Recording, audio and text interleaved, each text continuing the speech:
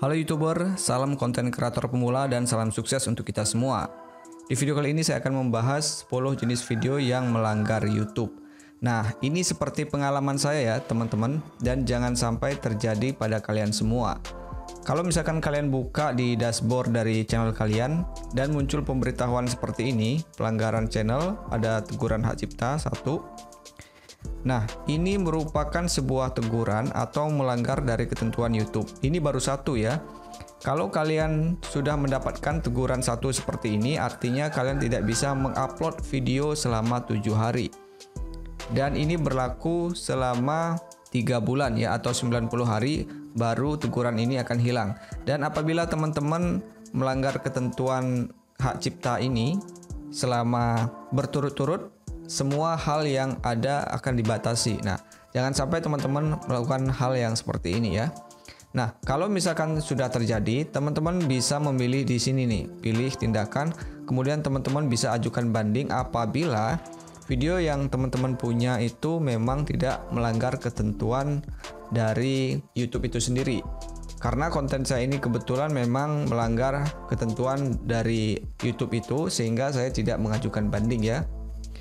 Nah, di sini saya akan memberikan beberapa konten, yaitu tepatnya ada 10 konten yang sebaiknya teman-teman hindari, karena 10 konten ini merupakan konten yang melanggar ketentuan YouTube. Nah, saya akan perlihatkan di sini satu persatu. Yang pertama adalah konten menyesatkan. Misalkan teman-teman membuat sebuah tutorial yaitu aplikasi penghasil uang, kemudian ketika ditonton ternyata aplikasi itu tidak benar-benar menghasilkan uang, maka itu bisa menjadi sebuah konten yang menyesatkan. Dan kalau ada yang mereport konten teman-teman itu, maka konten tersebut akan masuk ke pelanggaran YouTube dan akan mendapatkan teguran. Nah, kenapa video ini tidak mendapatkan teguran? Kemungkinan aplikasi yang dibahas oleh video ini merupakan aplikasi yang memang real menghasilkan uang dan sudah ada di Google Play Store.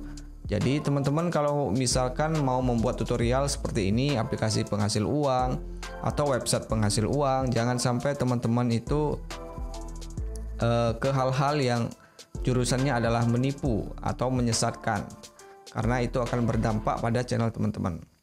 Oke, ini untuk teguran yang pertama kalau teman-teman membuat konten seperti ini. Kemudian yang kedua itu adalah konten yang berbasis spam. Contohnya misalkan teman-teman mengarahkan seseorang untuk mendownload sebuah game, atau teman-teman meletakkan link di deskripsi video teman-teman, kemudian menyarankan para subscriber untuk mengklik link tersebut, dan itu tidak langsung mendownload, alias dia harus pergi ke website tertentu, kemudian harus klik ini, klik itu. Nah, itu merupakan sebuah spam. Jadi teman-teman harus hindari untuk memberikan link download, apalagi link download ke aplikasi yang berlisensi cracked ya, yang tidak membeli, sehingga itu akan berisiko terhadap channel YouTube teman-teman sendiri. Nah, ini yang kedua. Kemudian yang ketiga itu adalah channel yang membahas tentang tutorial chat WA pacar, misalnya seperti ini. Pokoknya intinya semua hal yang berkaitan dengan hacker itu bisa melanggar pedoman dari YouTube. Dan channel YouTube teman-teman yang seperti ini itu juga bisa di take down oleh YouTube, tentunya kalau ada laporan. Nah, misalnya ini kenapa ini belum dihapus oleh YouTube? Sebenarnya ini juga melanggar ya, cara sadap WhatsApp pacar terbaru 2019.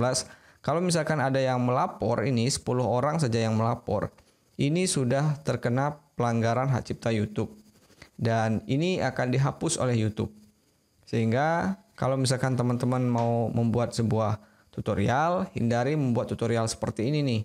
Karena ini kan tutorial yang memang jurusannya ke hal-hal yang negatif ya. Misalkan kayak sadap WA pacar, ini kan negatif dia karena tidak meminta izin. Nah, itu yang ketiga. Kemudian yang keempat adalah tutorial tentang cara install aplikasi. Nah, kalau misalkan teman-teman menyarankan subscriber untuk install aplikasi, pastikan aplikasi itu merupakan aplikasi yang standar atau aplikasi bawaan atau freeware lah minimal ya. Kalau misalkan aplikasi premium terus teman-teman menyertakan lisensinya, nah sementara lisensi itu kan seharusnya bayar, tapi teman-teman menyertakan di deskripsi, kemudian meminta mereka untuk mendownload itu, lalu menginputnya secara gratis, nah itu melanggar ketentuan dari pedoman YouTube. Jadi konten-konten seperti ini umurnya tidak akan panjang. Teman-teman akan cepat untuk di take down karena ada yang melaporkan, apalagi pihak yang dirugikan. Nah, ini yang keempat ya. Kemudian yang kelima, itu konten-konten yang berbau kekerasan. Nah, hindarkan teman-teman itu membuat sebuah konten yang ada adegan memukul atau adegan menampar, KDRT, dan seterusnya. Itu merupakan sebuah konten kekerasan yang memang sangat amat dilarang oleh YouTube, apalagi ditonton oleh anak kecil. Dan konten-konten yang seperti itu juga iklannya sangat rendah sekali. Jadi kalau misalkan teman-teman membuat konten yang berbau kekerasan, lalu ada banyak view-nya, penghasilnya juga akan sedikit. Jadi kalau misalkan teman-teman mau fokus untuk membuat konten untuk penghasilan, hindari konten kekerasan karena ini umurnya sangat pendek sekali. Oke, lanjut. Untuk konten keenam yang dilarang oleh YouTube yaitu bernada kebencian. Misalkan teman-teman mengomentari seseorang, tetapi di komentar itu teman-teman memojokkan orang tersebut dengan hal-hal yang berbau kebencian, atau misalkan teman-teman itu melakukan fitnah di dalam video tersebut, maka video teman-teman itu bisa di-report oleh seseorang atau setidaknya oleh beberapa orang, kemudian akan dihapus. Oke, lanjut ke 7. Nah, kemudian yang ketujuh adalah konten yang sebenarnya dewasa tetapi berisi anak-anak. Nah, misalkan anak-anak seperti ini nih. Ini kalau misalkan teman-teman membuat sebuah konten lalu ada anak-anak di dalamnya, ini teman-teman harus sensor ya untuk wajah anak-anak ini supaya tidak tampil. Karena kalau misalkan teman-teman tidak sensor dan wajah anak ini terkena, itu juga akan bisa dilaporkan.